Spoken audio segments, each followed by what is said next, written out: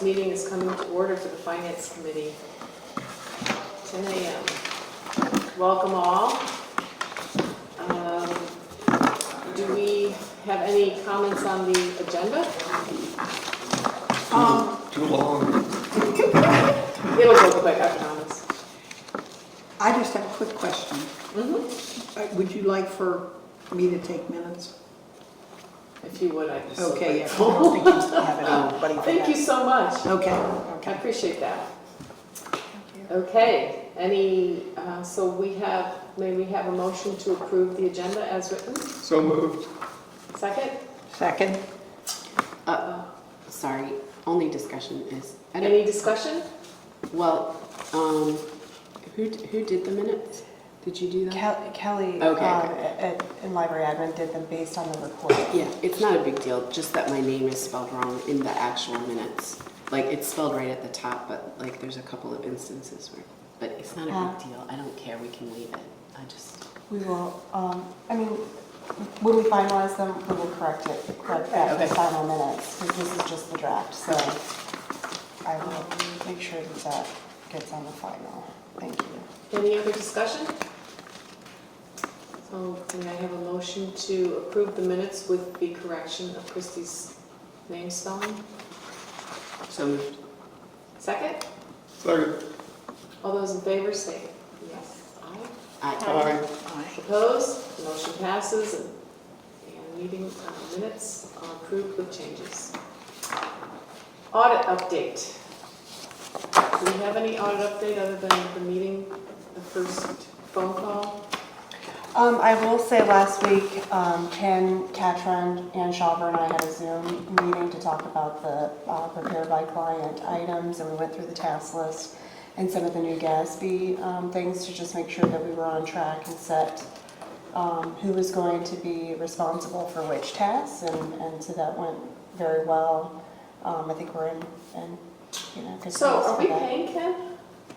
There is a contract in place with him for his services, but at this point, we've not received any invoices from him for his work. Okay. What's his hourly? $50 an hour. Okay. Okay. That's a reasonable rate, Mm-hmm. extremely. Well, and What was he's the very, rate again? $50 an hour. and Okay. he's Wow. a very valuable resource. Maybe you can come do my taxes. Okay, well, thank you for the update. And I know that, Can I just ask one question? Sure. So I understand the King William request with Sharon's thing is now okay from the auditor's perspective, or are you still trying to get documents? from It King appears that they found her signed document that she sent to me was acceptable for the audit, Okay. so that All right. there's no further. So we don't need anything from King William? No. all right. And you and I are on a phone call July 28th, is that correct? Actually, I won't be available to be on that particular one, but there's a anticipated phone calls and updates, regularly scheduled. Is it once a week? Is it going to be once a week? I don't think so necessarily with us. I think they're kind of on a good track. Okay. So I think the reason we did that once a week was when we weren't on a good track. So now that we are ahead of schedule, Yeah. I think unless there are issues. Okay. As needed. As needed, yeah, Okay. I would say, right? You agree? Very good. Okay. Yes. All right. Just checking in with the update on the King William financial effect, if any. Have we received our final payment from them? We did receive final payment. I thought so. So we are, we've received all payments for this fiscal year. Okay, and so is there any other financial effect that we are experiencing as a result of the departure that you can see? Not at this point, besides the expected ones where we saw the reduction in state aid. The other reductions to the branch cost and lease, we've terminated the lease at the Sharon Road location, so that is effective June 30th. The next couple weeks will be very busy and interesting as we try to transition. We anticipate really moving out the majority of PRL's equipment on the 23rd and 24th of next week and provide King William some time to be in the West Point location to set up their services as well as vacate Upper King William branch. So we don't have any possibility of having to pay like a severance package or anything for employees? Well, something that I did follow up with if some of you do not know, Stacy Davenport, the county administrator for King William County, resigned on Friday. An interim Clarence Monday with the Berkeley group was selected as the interim county administrator. I reached out to him via email yesterday to touch base and kind of get him up to speed on what are the deliverables for between now and the 30th. One of those in the MOU was their responsibility to provide PRL with the list of offers for their Right. current employees, and that has not been provided to us at Okay, this that's what point. I thought, yeah. But that was included in the email that I had sent to him, so I will let you all know So that's when still I in the air. receive And that what was his name? information. Clarence Monday. Okay. Interesting I- turn I of think events there with her leaving. I think they got some real issues. Yeah, I'm not sure. I am concerned that it is going to impact how they're going to get the items out of the Upper King William branch in the short amount of time that they have to do that, because I don't have any information about how they're doing that or where they're moving things. So, however, in the MOU, it does state if they are unable to vacate by the 27th, then we incur any charges from the landlord because of that. It would be King William's responsibility. So I'm glad that that's It's no longer yours. part of the MOU. Yes, it Right. is. No longer So your what was it? worry. That was good. I'm also confirming the timeline for them. I mean, they had kind of loosely stated that they needed access to the building at Upper King William from 8:30 to 5, Monday through Friday, so I need to confirm that is still accurate so that we can provide staffing. We are staffing those branches very limited the last week in order to just take in returns.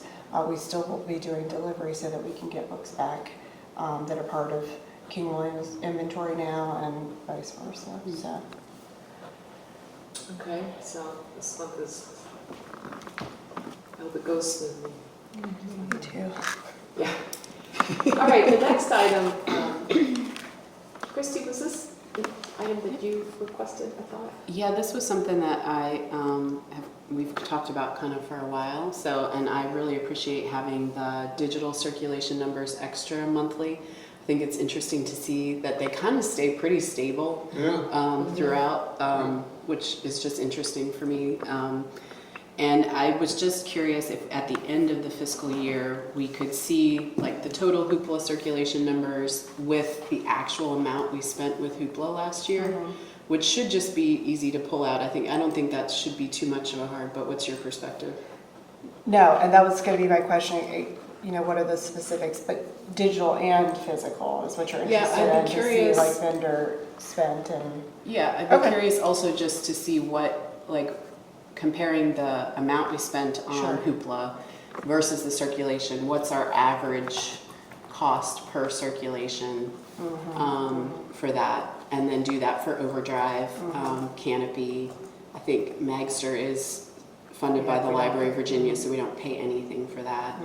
And then like the physical, I don't know if it's possible to, I know is it Mid-Eastern tapes or Midwestern tapes? Midwestern Do they tapes, just do audiobooks and stuff? Okay. So if there would And be DVD. some, I mean, and you can split it, DVDs, you can split that? Okay. I just think it would be interesting to see Okay. those I mean, statistics. those are from numbers Hoopla. that, the collection department collects in order to really look at their budget. So we'll wait till we've gotten Yes. the full year.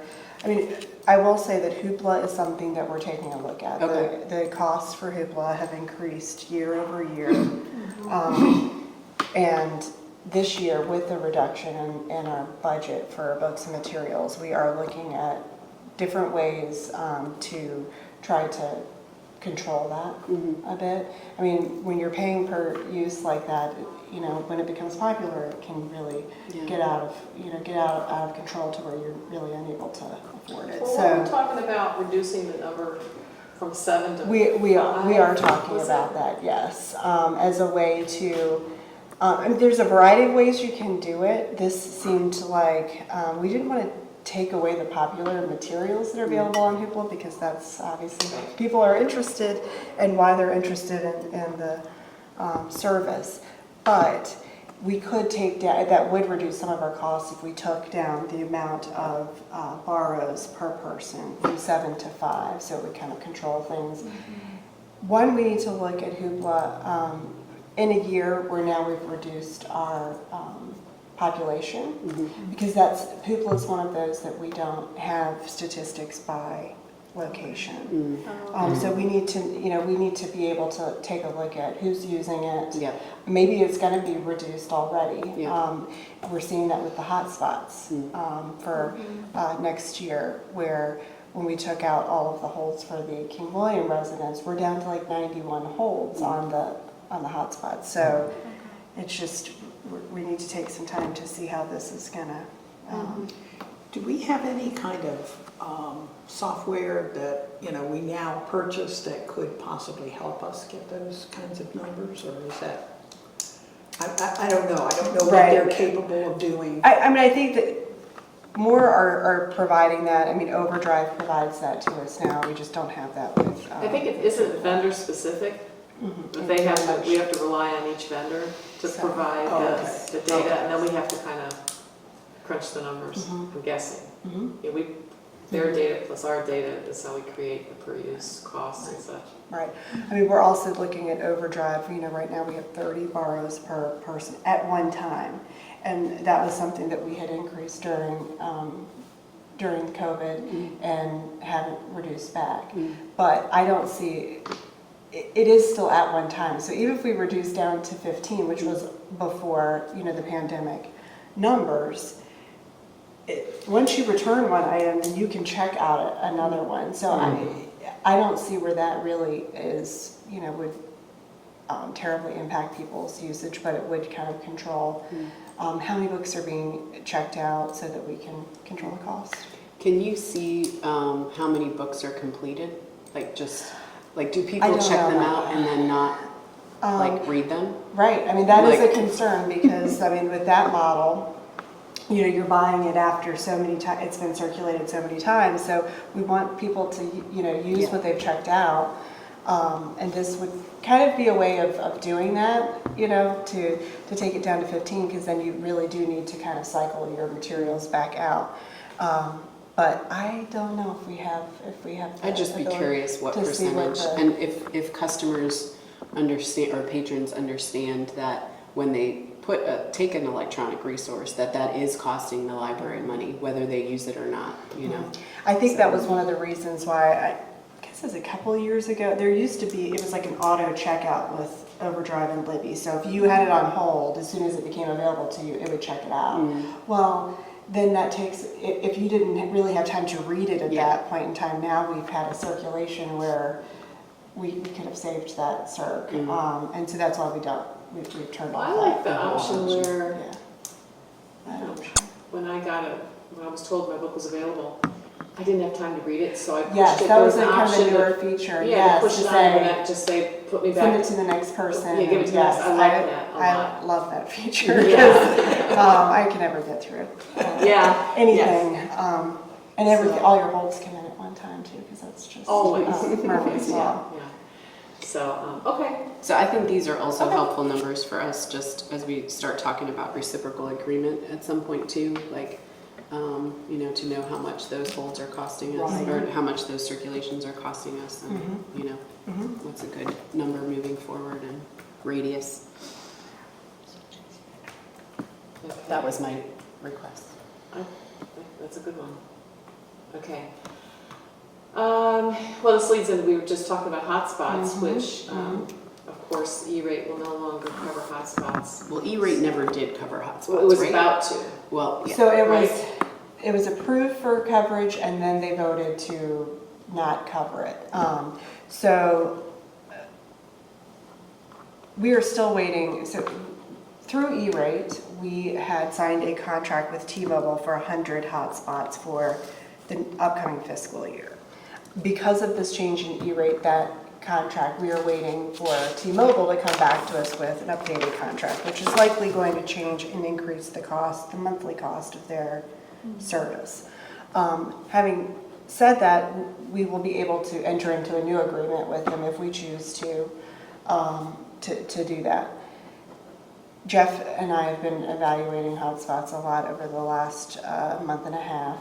Now we've taken out the holds for the King William folks. We're down to 90 some holds. We're not sure that we need 100 hotspots at this point in time. So what we're looking at now is splitting, continuing with Verizon, which we don't have a contract. We're kind of month to month with them. They're a little bit more expensive, but they seem to have somewhat better coverage in our areas. Looking at keeping some of the Verizon hotspots and keeping some of the T-Mobile. The budget that we had for FY26 didn't include the E-rate reimbursement. It was already part of the budget, so I believe that we will be very much under the $35,000 that we had estimated that we would be spending on that for next year. Now, speaking of having some Verizon, some T-Mobile, Sure. is there any value in going to Verizon and saying, look, we'd like to go with you for all of them, because I'm assuming it would be better coverage even, what's the reason for some T-Mobile and some Verizon? It depends. I mean, T-Mobile does have, like for me, Verizon does not work at my house, but T-Mobile does. So there are some Okay. folks that T-Mobile does Yeah. work better for. Now, And they are a little slightly cheaper. okay, so when a patron actually checks out a T-Mobile, I mean a hotspot, do they request a Verizon or a T-Mobile? They So do. They're on so kind they- of completely Okay, so it's separate important to have the buckets. option. Yeah. Yes. Got it. Because we Okay. get better coverage with Verizon, Yeah, yeah, than we Okay. do with T-Mobile. Right. Yeah. So, I mean, I think that we're going to be conservative about the amount that we have, because we know now with T-Mobile, it's very easy for us to reactivate. So if we get to a point where our ratio is, going through the roof and we feel like we need to add some on, we can really do that at any point in time. It's just now trying to figure out the need based on, the King William folks not being so, I mean, what I'm hearing is that things with hotspots are going well. There's no problem there, there's no issue with the E-rate is not an issue because we had it, but we never had it. Right. They So, dangled the carrot and then yanked it away, so. they did. So I think that it will, I think we were looking at like $11.97 per month per unit for T-Mobile, and they're reevaluating. It will go up. It's somewhere in the $13 to $14 range is what I'm expecting to get back from T-Mobile for their units per month. So the Comcast is contract rather with them is for the new ones? that We you're already talking about. had some that we had decommissioned when we had all of those units, so we just need to get SIM cards for the ones that we want to reactivate. That's Gotcha. free. We won't have to purchase any new devices. Okay. And the Verizon contract is also annually, or? It is, we're Well, that's actually month to out of month. contract, we're going It's month to month that's with right. them, and they're fine with that, and that works Okay. actually for us as well. All right. Is the Verizon price similar? They're around $17 Okay. a month. So they're a little higher. It's a little bit higher, yes. Okay, any more discussion or questions on hotspots? Well, are you guys having any discussions about the way that you circulate hotspots, or are you going to keep everything kind of the same? I'm thinking specifically about, like, right now hotspots are by hold only, right? Is that, you're going to continue that model moving forward, or? When we started, we had more unholdable and some that were holdable, and then we found that folks were coming in and dropping them off, and then they knew that they had dropped them off, and so that it became it seemed like it was more equitable to have it holdable, so everybody kind of came in line. It was really nice though to have some that people could just pop in and get. However, they became so popular, we never had any on the shelf to Right. begin with. But as the holds list goes down, that could certainly be something that we would adjust. Okay. I know we've talked about hotspots before, that it's hard for you guys to figure out like who has them on hold and is it family units and stuff like that. Have you talked about any kind of changes to the way that you do that, or? We have not. It's very, it would be very difficult to see if we have 4 library cards in one household, how to manage that. What we have put in place is what we can do with our ILS, which is to say you can't, like one person can't have 2 hotspots out at the same time. And so one became available for the person while, because they can be on hold while they have one checked out, but you can't, have the 2. That would, that prevents them that way. But otherwise, it kind of becomes a situation where the front desk staff are going to have to ask somebody if somebody else in their household has one, and trying to determine it's just really hard to. Would there be a possibility of just allowing hotspots to be taken out by adults? It certainly could. I can't, now that it's been a little bit since we talked about the parentally restricted cards, but that would be one of those options too, is just to restrict access to. Like any digital or Exactly. hotspot? So anything that has like a format or a category, we would be able to do that on the back end of the system. I'm not really clean on the idea of a 6-year-old checking out a hotspot and being responsible to return it back. It's my only fear with that. I know my own kids, let alone. Yeah, I will say the hotspots do have to conform with our patron computers and any where they are SEPA filtered in the same way that our patron computers are. I'm just thinking about like returning it on a timely manner. I'm always concerned about that, and from being a parent that knows how much the launch pads cost, I was like very hesitant to have my kids check them out because I'm responsible when they, end up dropping them on the floor and cracking them. But so I totally get that. Is there any way to restrict them one per physical address, as opposed to number of card holders in the household? I don't think so. No. I would have to check, but I don't. It's based on the profile, which Like the card, it can be. the user. You can kind of do some restrictions based on the user and do some restrictions based on the item, but I don't think that it can. Not per physical address. Mm-hmm. Okay, I was just curious.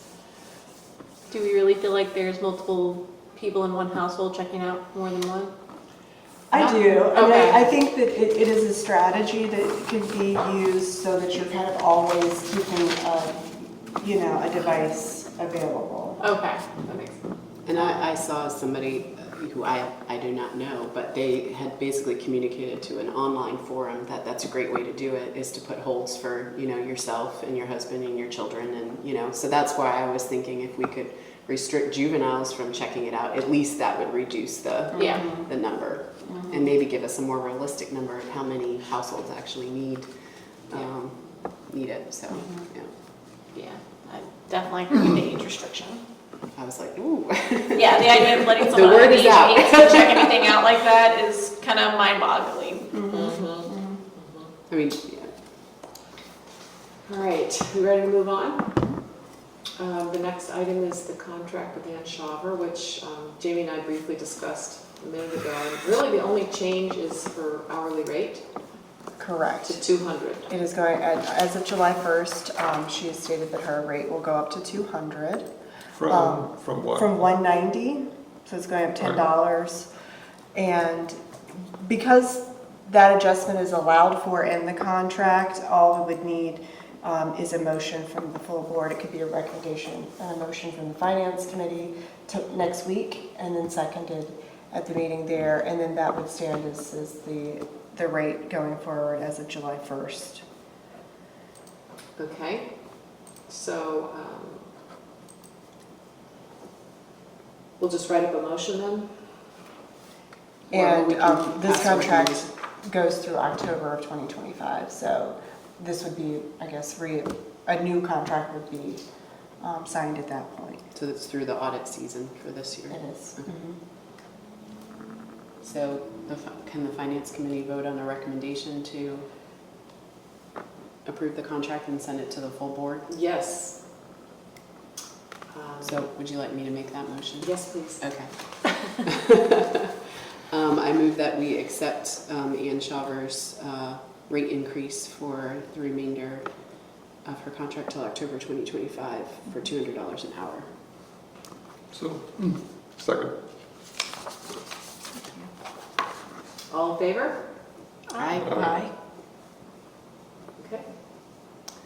I hate to do this, but could we go back to hotspot just for a second? Sure.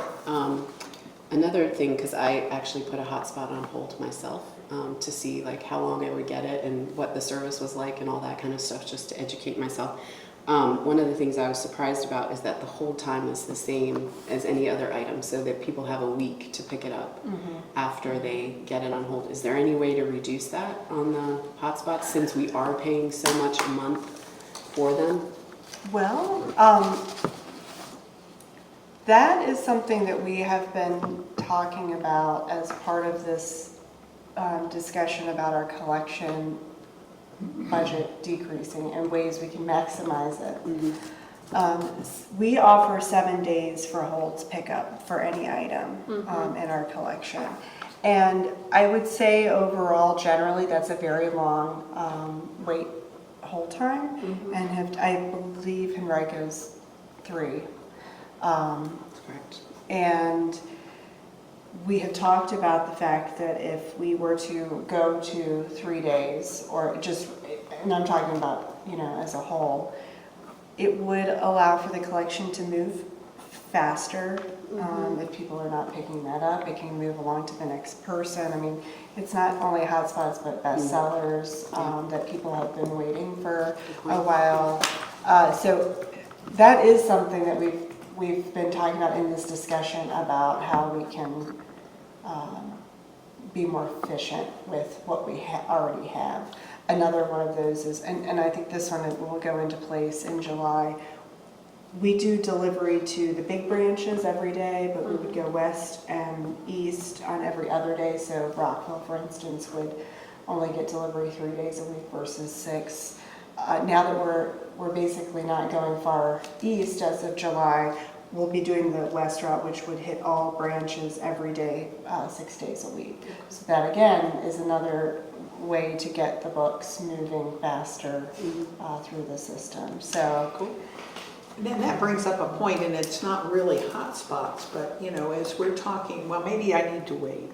You don't have any place on here to, we can do it at other business. I'll do it at other business. I'm thinking of our profit money.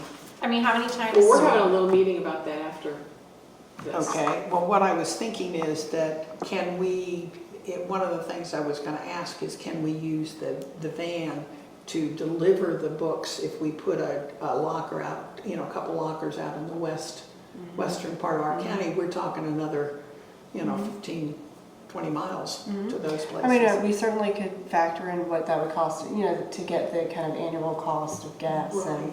and whatnot, Okay. so staff time to do that. When you brought up about delivering the hot spots, it Right, made me right. think of it, so. Well, I mean, I think that we should get on that, reducing the number of days. Yes. I mean, what would be how onerous would that be on staff to change it from 7 to even 4 days or 3 days? I mean, is that a big deal? No, I mean, that's something that would That's happen just in the back end in the ILS. We would just, need to get out the messaging to our customers about that. Do books really sit for 7 days, or? Oh, yeah. Well, Okay. if you know that you have 7 days, Then they sit. They said, you know, Like, then oh, I you can can go, go I can go. Some of us are Yeah. just Yeah. last minute well, and kind of people. Right. sometimes you find out you have a book and you're out of town, and you go, oh, great, it'll still be here the day I get back, but I've got 1 day. Oh, yeah, if you put it on You know what I hold. mean? Right. Yeah. So, but I think, I love the idea of, it's really okay to ask people to just be aware and Yeah. pay attention and get to the library and pick up your book. Or go ahead and get your Right. hotspot. And we do such. offer, I mean, you can suspend your hold through the catalog now, through the, Yeah, and if you can't do, I love that feature, you know, Right, give it to the next person. you But- can certainly do that. I mean, I would love to recommend that we move on that, because I think that is We will. reasonable. I think we could, maybe 3 days is a shock to the system, but maybe 4, that's reasonable. I think 4 is I reasonable. mean, do you think, I mean, I don't think that's horrible. I don't, I mean, I think 7 days is very generous. It's very nice to be able to offer a weekend on, you know, Yeah. at some point in there, but you do have to think about if it's a 14-day book, Yeah, it's now sat on the shelf for 7 days. We're not getting any circulation on that title, and it's causing people to have to wait longer. And if we're reducing our materials budget, which we are, you know, holds ratios, all of those things kind of will have to start going up. This is a way to just try to maximize that. And I think that we can explain that in the messaging to our customers about, you know, why we're doing this. We just, and it's slightly off topic, but we're starting to do overdue billing notices to oh, that was customers. one of my other business, I wanted to talk about that. Oh, do? I think it's fabulous. But it's just a way for people to help them manage their accounts better. So that we Exactly. can all, you know, reap the benefits of that. Like if people are returning their items and on a timely fashion, then it's moving along to the next person that's on hold and waiting for those things. So If somebody called you and said, I can't make it, would you graciously give them an extra day to come and pick the book Well, up? you could put it in a locker in two places. I wouldn't put it in a Right. we locker. do. I mean, if somebody had it, you know, my mother was in the Right. hospital. I just ran. I can be there tomorrow to come get my book. It Right, would- so I would make it We're 4 days on and vacation, we won't be back till Sunday, and that's the, 4 days. 4 I days, think and if they in can't some do of it, the make them call on situations, the it's phone. best to go, how about I move it along and put you next Next in in line? line. So you can do like- that. Yes, yes. So there are other ways to do that that I think that are, But you know, I reasonable like, to- I think when people have more skin in the game, it's more respectful for everybody. And I don't think we're asking anything that's onerous. I think 4 days is reasonable. Oh, I do And I mean, I'm guilty as the next person of waiting until day 7, because I think, and in fact, I just had one expire that I completely forgot about because I was in Atlanta, but it would have, I could have gotten if I ran the day I got back, you know, but it didn't work out that way, so that was stupid on my part, you know, I should have just said, give it to the next person, but I lost track of it. Yeah, I mean, I feel So- like now that we have options for them to suspend their holds themselves or to call us and to do that, we would be happy too, that seems reasonable. 4 days seems very reasonable. It's not as big as a culture shock. 3 I days think seems 3, a but- little little short. fast. Yeah, I was Yeah, gonna three say, days, but Enrico, something with sounds Enrico, better 3 about days, 4 that- days. It does. Well, we're open 6 days, so you have 4 days out of the 6 to come and get it. That's more than half, so that just makes sense to me. Yeah, so what do we need to do in order to move this Yeah, along? we will, yeah. Yeah, He's got it. We will take, awesome. I would also just say, what I like about Pamunky's system is that it tells you what day you have to pick it up by in the system. So if I'm unsure, I can look it up. something that we started, that was very Yeah, nice. that's super helpful. And Henrico does not do that in their system. I don't know why. But like, I can see I have a hold, but I have to go back and find the email that tells me when, you know, so it's not as easy as Pamunky's system is. So I really like that feature. We are trying to do more email notifications and things too, just to keep people up to date on that, so. That's great. Great. All right, status of budget development for fiscal year 2027.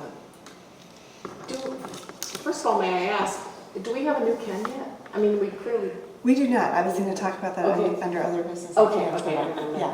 So budget development, how are we?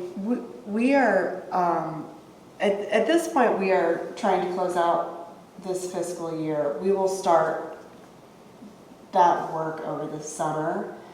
And I liked the schedule that we had last year. What we did was we presented the staff proposed budget at the September Right. Okay, Finance Committee meeting. And that would give the Finance Committee time to take a look and see what they thought about it. And then I believe we did October for the full board meeting and had questions and for the full board at that point in time.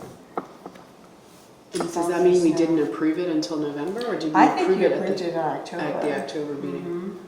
I think maybe we saw the first draft at the September board meeting, and then maybe Yes, because approved it it might have been in October. Finance September board meeting and Yes, then I think October. so, because I don't think we Minutes, waited yeah. so long. I was thinking it was November when we approved it, because I remember thinking, ooh, do we need to still do the motion? So I think it was October when we saw it. first saw it? When we Okay, first maybe saw it it, was. and then we did the motion to approve it. Again, I can go back and look at minutes. well, we're meeting at September 10th, Yes, so that gives us 2 weeks. So we could theoretically have something to show to the full board in September. Mhm, So I'd say just keep with that and see what happens. mhm. All right, good. Shoot, what did I just do? Other business. Who wants to go first? I'll let Jamie go first. I'll talk about the business operations yeah. manager position. So we have advertised that positions. We have had some applications for it. We are interviewing. There will be a panel. It's me and Ken Catron. We'll be interviewing. Now that he is, no longer with PRL and he works for the county, it seemed like a natural fit for him to come back and interview with me. That we'll be interviewing 2 candidates on Friday Great. for the position. Are they local people or? Yes, Okay, awesome. Well, that's good news. it is good news. I wanted to tell you that one of our Goochland patrons sent me an email and she said that she was delighted to see that overdue billing notice. She said it looked like we were being very responsible financially. So she liked the idea. So I just wanted to share that with you and I think it's great. That's great. That's great. I mean, we had heard people say that they wanted that. One, it's a great reminder that you have something still overdue because what we were providing before we're starting the overdue notices were kind of your time to renew a few days ahead of time, and then it was overdue. So this will be a series of messages, kind of reminding people that they have something out, and then once that item goes into the loss status and bills them for the total cost of the item, they'll get a final notice. And that way, they're also not blindsided by the charge on their card when they come into the library. That we've done everything we can to try to let them know about it ahead of time. So. Is this automatic? It's an automatic system, It so it comes doesn't right out of require the- staff time. No, I mean, was a considerable amount of time setting up the messages, so Right. I will commend the collection department for that. But once we get that going, it will be automatic. That was the one thing we were trying to do with here's to let you know this is coming, is that you may not get the first couple messages about the overdue because You're already you're at already step 4. exactly. Like you're already, you're at the point of it being charged completely to your card. And I will say, when those books get returned, that fee comes off, Right. and the overdue fee, comes back in for them. So there may be some people that are missing, messages 1 and 2, and are only getting the final, but only for that small period of time while we get the things rolling. And is this possible because of the Circe updates that you guys have been doing, or how is this now suddenly It was possible? something that we have been wanting to do for a while, and finally are able to do it. Okay. I enjoyed getting an email to all patrons because I don't think I've Yes. ever gotten an email to all patrons before. So I'm glad that you're utilizing that distribution list. Yeah, no, I would like to really be able to do more of that. I mean, we have unfortunately had to use it right now for our, King William residents, and we used it for King and Queen residents to let them know about the changes to their library service, but I'd love to be able to use it as a more regular tool to Yeah. notify people. We have some automated messages going out. You're probably not getting them because they're for folks that are occasional users. So just to remind them, hey, you haven't used the library in a while. So we have a couple of those going out.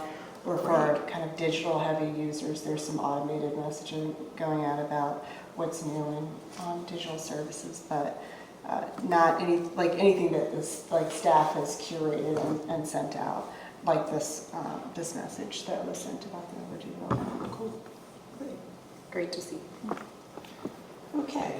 I was going to bring up the proffer money that we're talking about, and again, my biggest concern as we're beginning to develop how we're going to do this is that could we rely on the vans to actually deliver the books and pick up anything that's returned there? And you're saying yes. That we need to certainly figure can, out the right. budget for it. But Well, right, we need to figure out the budget for the cost of the lockers and how the books are gonna, and how that can sustain itself. Goochland, we had gotten wind of the fact that there were proffers that had been dumped into an account for library expansion, and so apparently the previous director didn't think it was worth anything, and so it was kind of dropped, but Barbara and I kind of brought it back up with the county administrator and found out that we have $104,926 to spend. That's just been sitting in an account for Goochland. So, because we can't do any physical expansion, Right.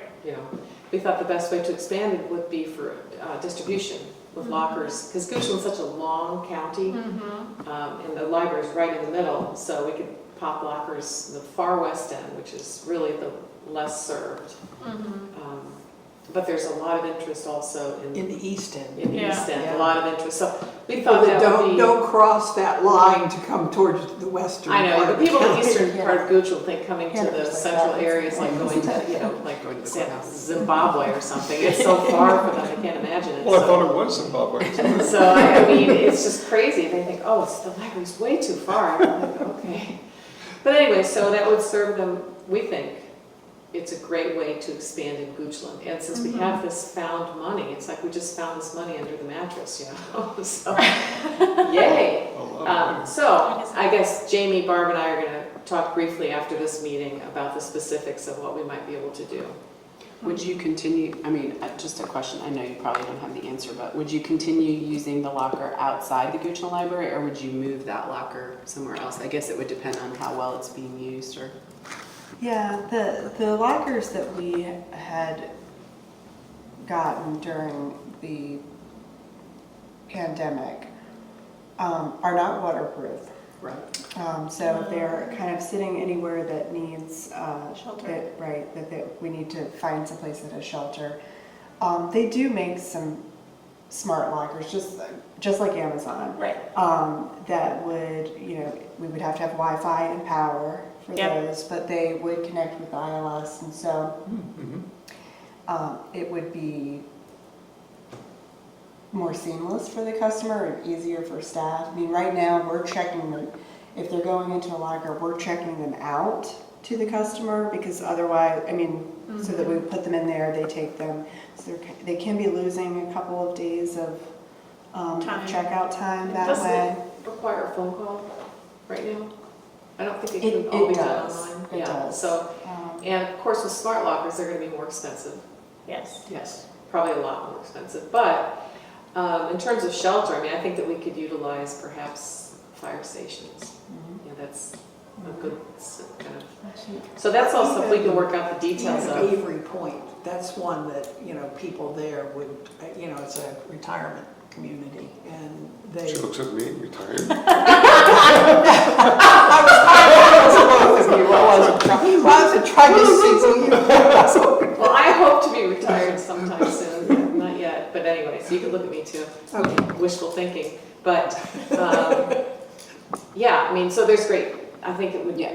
once people are educated, and we could have like a meeting with Avery Point and go over there, you and I could maybe, I don't know, Yeah, or staff, yeah. whoever wants to do it. But that's exciting, so.